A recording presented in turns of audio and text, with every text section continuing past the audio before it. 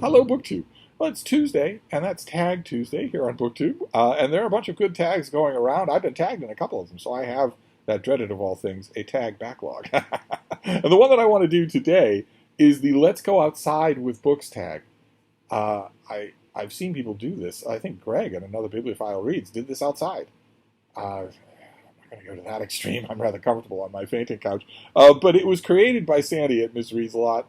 Fantastic channel. I'll leave a link to her channel. And I was tagged by Gina Stanyer, whose answers just cracked me up. She was just unapologetically saying, this is a rather bougie tag. I like the outside just fine, provided we're still doing cocktails at 4. It was rather funny.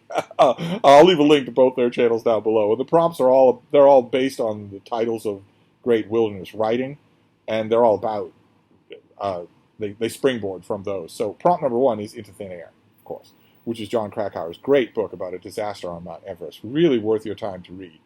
And it is what is one of your favorite books about or set in the out of doors.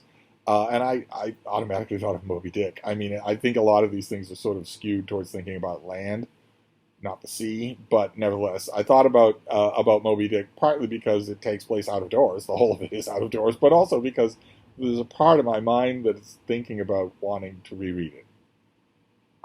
There's no excuse for that. I reread it just comparatively recently, and there's plenty of other stuff to read, but nevertheless, sometimes these things have a will of their own. Then the next prompt is Winterdance. And that is a great book by Gary Paulsen. This is the story of Gary Paulsen running the Iditarod for the first time, even though he isn't particularly good at it. Do you have a hobby or skill that you keep attempting, even though you're not particularly good at it? And I want to recommend Winterdance. It's a fantastic book.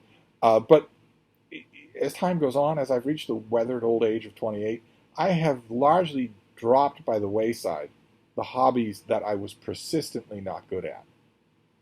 I know that self-help books tell you that there's no such thing, that it's just a matter of pushing through 10,000 hours to get good at something.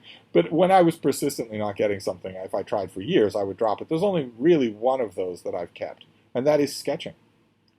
Just a blank sheet of paper and an ordinary pencil, just sketching. I sketch every night, and I have for decades. I have not measurably improved in any way. I've never taken a class. I've never read a book.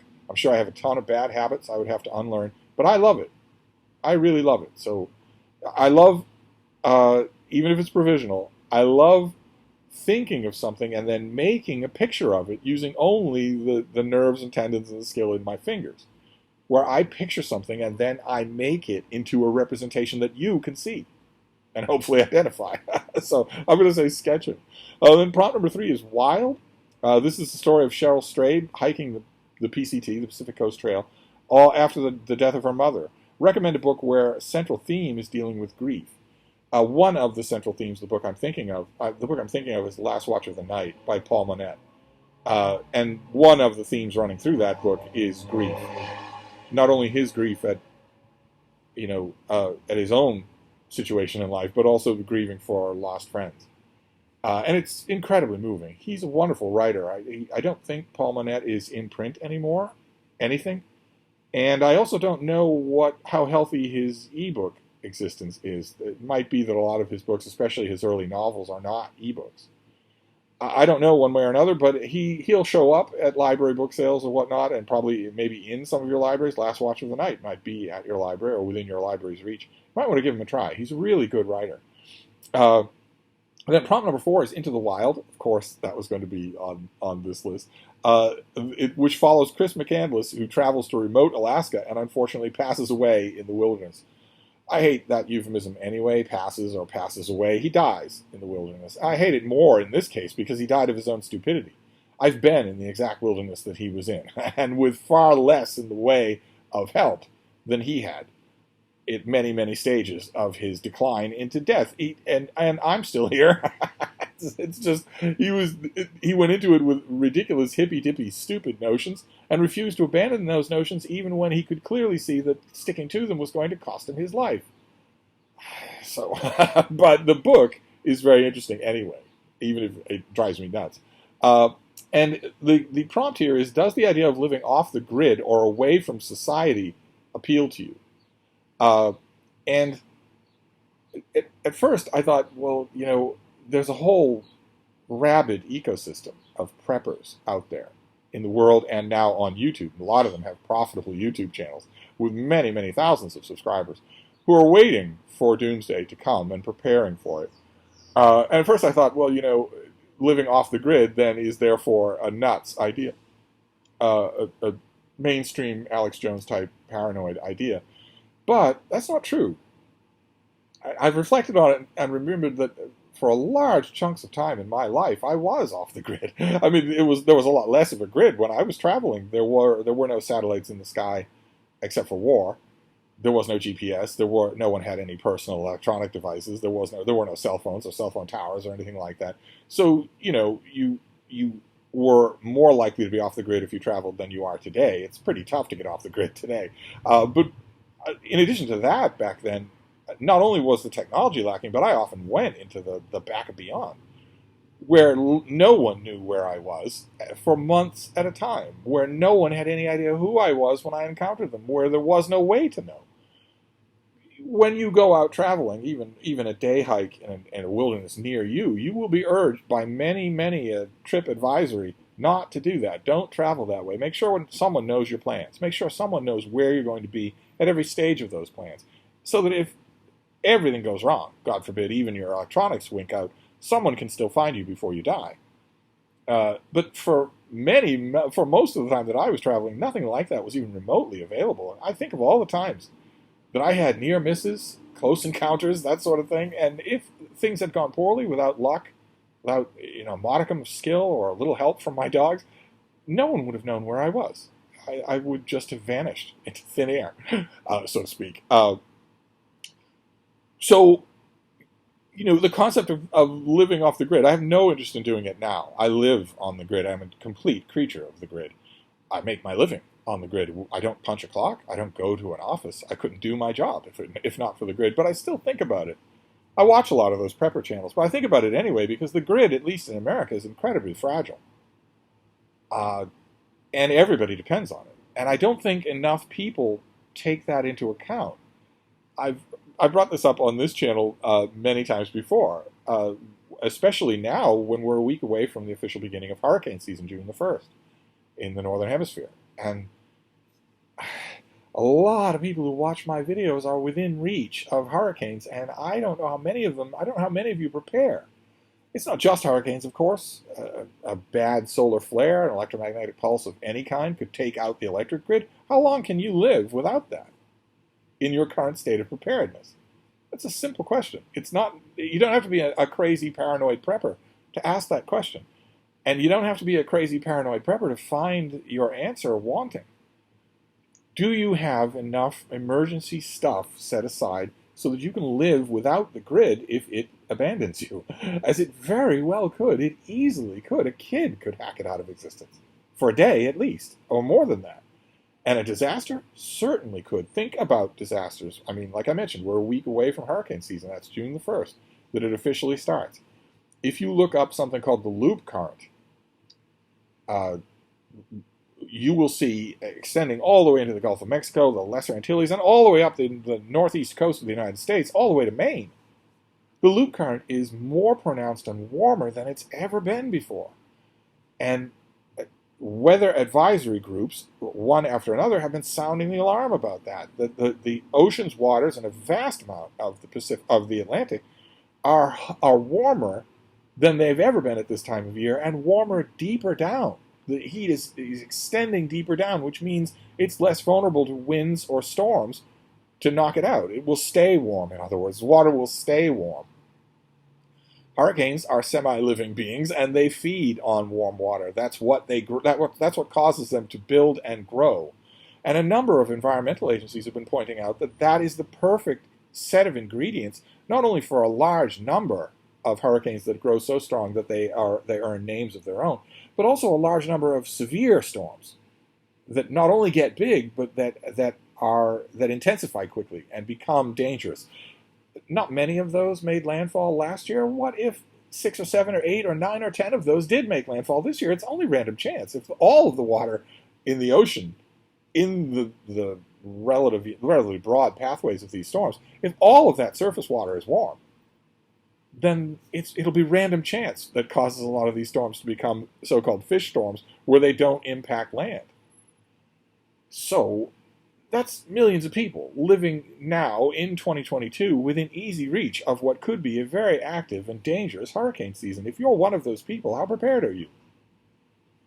It's a simple question. Do you have an up-to-date, good first aid kit? Do you have a working radio? Do you have enough water? 1 gallon per person per day. Do you have enough water set aside for you to be without supplies of water? The tap isn't turning on or isn't trustworthy for, let's say, a week. A week is not unthinkable. Do you have enough water set aside so that you and yours can live for a week? Do you have enough non-perishable food set aside for you and your pets and your kids for a week? Where there's no food, where the stores have been looted or are closed or are empty, where there's no transportation, do you have enough gas in your car or canisters of gas set aside to get you where you need to go if you need to go somewhere? Do you have maybe a generator, a gas-powered generator? Tuck it away into a corner of the basement, but do you have one? So that you can have power for your electronic devices or a heating unit? Do you have a tarp? Something as simple as that. Do you have a tarp in case you lose your roof? In case you need to make a makeshift shelter? Do you have the raw, basic survival equipment that you need if the grid goes away for 3 days or 4 days or 5 days or a week?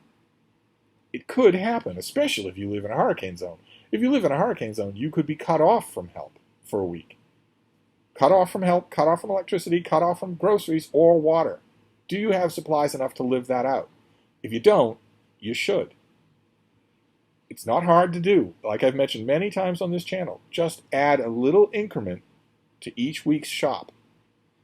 And in very little time, you will have set aside a bunch of stuff. It doesn't have to tear a hole in your weekly budget. And it's incredibly important because whatever strain it puts on your weekly budget to get those supplies and set them aside is nothing compared to the strain that you would have if you don't have them and you need them. So anyway, that's a little rant about the grid and the loop current, which you should look up if you don't believe me or if you haven't really studied it, because it's nightmarish. In 2022, the loop current is nightmarish. It is every element is set in place for an unbelievable hurricane season. Now, I thought that was true last year, and it didn't happen. There were a record-breaking number of storms, but there wasn't a whole lot of those storms threatening human populations. There wasn't as much of that, anywhere near as much of that as there could have been. And a large part of the reason why that was true is because storms are sort of herded by where the warm water currents are, and their strengths are mitigated by the absence of those currents. But if the whole of the ocean in the area that we're talking about, all the way from the Lesser Antilles and the Gulf of Mexico, all the way to the northeastern seaboard, if that whole area of water is warm, not only warm, but super warm, then that's not a given anymore. So anyway, let's just move on before I just make this into a hurricane survival video. Set some supplies aside. Take a look at what would happen if everything went out right now. If everything went out right now, no more electricity, nowhere to go. You have gas in the car, but nowhere to go because nowhere else has electricity, and there are people everywhere that need supplies. No grocery stores. No trustworthy water coming out of the tap. If that happened now, right now, as you're watching this video, where would you be? Where would you be? Do you have regular medicine that you need? Do you have enough set aside to last you if you can't get a steady supply of that? In, for instance, the mail, which wouldn't be happening. Where would you be if that happened right now? If you look around and answer that question, and your answer is, I would be absolutely screwed, you can fix that. You can fix that. You can get these things in gradual increments and set them aside. So yeah, I'm still stuck on this question. Let's move on before we obsess. Prompt number 5 is A Walk in the Woods. A story of Bill Bryson and cats hiking the Appalachian Trail. What is a book with a really interesting friendship? Here I thought of Robin Maxwell's book, Ring of Bright Water, a friendship between a man and an otter. That is incredibly touching. I just got I have an ebook of it, and when I got the ebook, I reread it, and it has lost none of its power. It's an amazing story. Heartbreaking ending, but you probably know to expect that with most animal books. Prompt number 6 is Adrift, story of Stephen Callahan's time lost at sea. Do you like the water? Is the question here for the prompt. And I immediately want to suspect a trick, a turn, a trick, a twist of some kind. Because I like the water just fine. Yes, I had my toesies in a little brook just today. I like the water just fine. And I have spent a huge amount of time on Earth's oceans. More time on Earth's oceans than I've spent on Earth's land. And those aren't the same thing. I like the water just fine, but only a fool would swim in the ocean. and only a fool, only a person who's not familiar with being out on the open ocean 3 or 4 days away from any land. Only someone who's never been in that situation would just placidly say that they love the ocean. The ocean doesn't love you back. I've been inspired by the ocean. It means a lot to me. Earth's oceans do. I have lots and lots of great memories, but the ocean will kill you, and it will kill you quickly and indifferently. It's an amazing thing. It's an amazing thing, but I don't know that love or like is the right word for it. I like just fine going to the seaside. I like that just fine. The sun and I are mortal enemies. I am 100% Irish on both sides of the family going back to the Trump of doom. So exposure to sunlight tends to make me break out in weeping purple sores. I get sunburned very, very easily. But I like the shore. Absolutely. And I will wade around in the shore up to my shins and whatnot, or maybe up to my knees. And I love tidal pools. I love exploring tidal pools. But I have been on shores of many different places in the world. Let's confine ourselves to the East Coast of the United States, and especially the West Coast, Southern California. I've seen people, when I have been at the beach and poking around in tidal pools or wading up in my, up to my ankles in the water, I've seen people walk up and dive into the ocean, dive under the breakers, and start swimming just away from land. Absolutely insane. Absolutely insane. It's not just that the currents are immensely stronger than you. The currents are stronger than gas-powered vessels, for Pete's sake. It's also that sharks live in the water, and they are right there. They are right there. They are right past the breakers. Many, many people have said, one oceanography professional in particular, used to say all the time, if you've been in the ocean, then you've been within 10 feet of a shark. No matter where you have and no matter when. That's entirely true. Have to be insane to do it. I've seen people do it over and over again. So, do I like the water? Sure I do. Sure I do. Do I have any interest in diving into the crystal clear waters of a nice suburban Michigan lake that has bull sharks in it or a gigantic hungry sturgeon in it? No, I don't have any interest in doing that. I don't have any interest in being a kebab bobbing in the water, completely defenseless to anything that's swimming around below me. I can't even see it before it bites me. Anyway, it's another rant. Let's just move on. Prompt number 7 is Hatchet. Fictional story of a young boy who is in a plane crash while traveling to Alaska and has to survive with only a hatchet. What is your favorite survival story?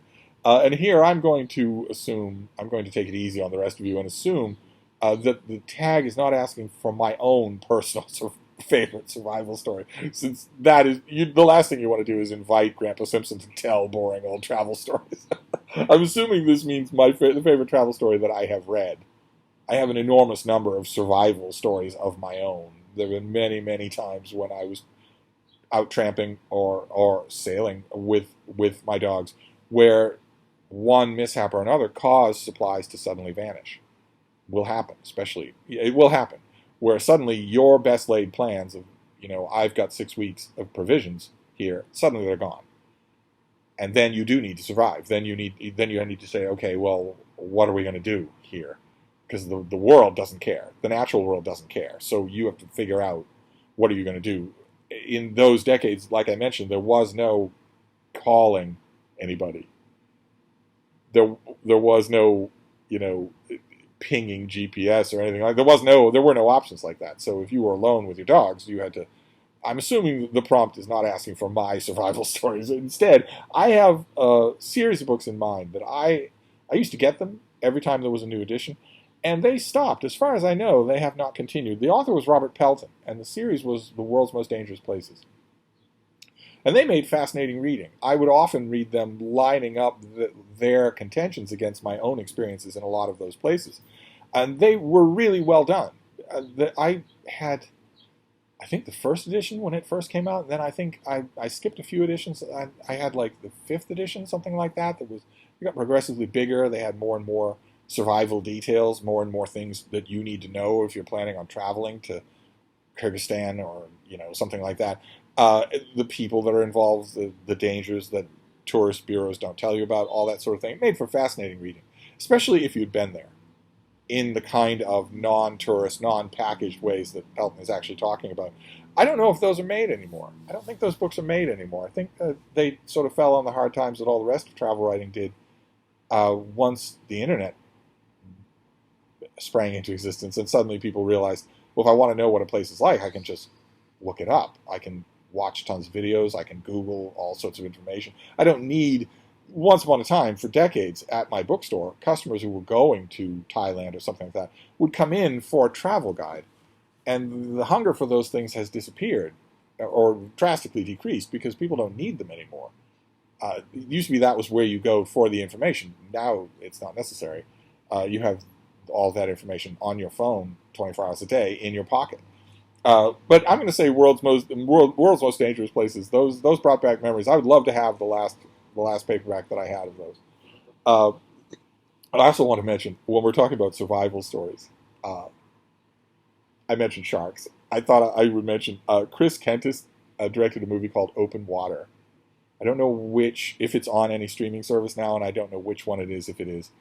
But it's the story of a boat that sinks in open water, and the group of people, they're on this boat and it is taking water, and they know that it's going down, but they have to decide what they're going to do. They were flying when they went down, so they saw that there is a kind of a landmass way in that direction. Should they swim for it? And what the one of the guys says, no. Crazy, I know what's in these waters. We're not going to swim for it. Let's just stay here. Maybe the boat won't sink completely. We should stick by this safety. He makes that decision alone.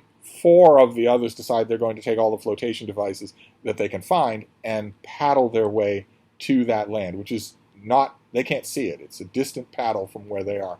But they figure it's better than waiting around for their one piece of security to sink. And of course, as they're paddling, they are haunted by a shark, and it is really well done. It's a great shark movie. It's not Kurosawa, but it's a great shark movie with a heck of an ending. It's got some scenes in it that will make you wonder how they were filmed. So I wanted to mention Open Water as well. But then the next prompt is A Perfect Storm, story of fishermen who were lost at sea during a huge storm. Do you like stormy weather? I do very much like stormy weather, but again, the same caveat applies. I don't like stormy weather on the ocean. I've experienced it 80 million times.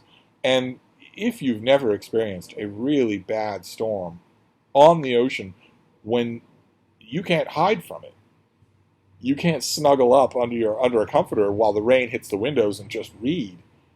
It's your problem. It's an active problem, because if you don't respond to it every minute, yelling over the wind, being soaked from head to toe, you could die. So storms, especially big, bad storms on the open water, you don't like those at all. Not at all. Not only do you know that, I mean, I worked with crew members where we would see this huge patch on the horizon. We knew there was no avoiding it, no outrunning it, no turning around. And they would look at storms like that and they would know that it means incredible strain. It means days without sleep, which didn't so much bother me, but it was you could see it just slump their shoulders because they knew what was coming. We were going to need to be working nonstop in order to get through that storm, in order to live through that storm. That's all the only caveat I was saying. I love stormy weather now, of course. Boston is headed into summer. I predict that this summer will be incredibly arid. Last summer there was virtually no rain. It was severe drought conditions that were heavily masked by the fact that there's lots of standing water and greenery all around New England, but nevertheless, there was no rain, effectively no rain. I think this summer is going to be even more pronounced. So storms will be very welcome, not for many reasons, not least of which is that I have Hyde Cottage here, so I can snuggle up when a stormy weather hits. But out in the wild, no. No, well, not just on the water either.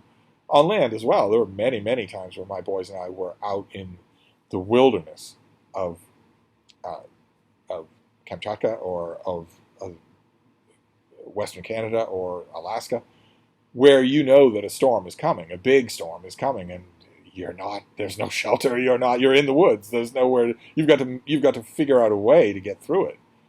But from the safety of home, with the grid up and working, I love stormy weather.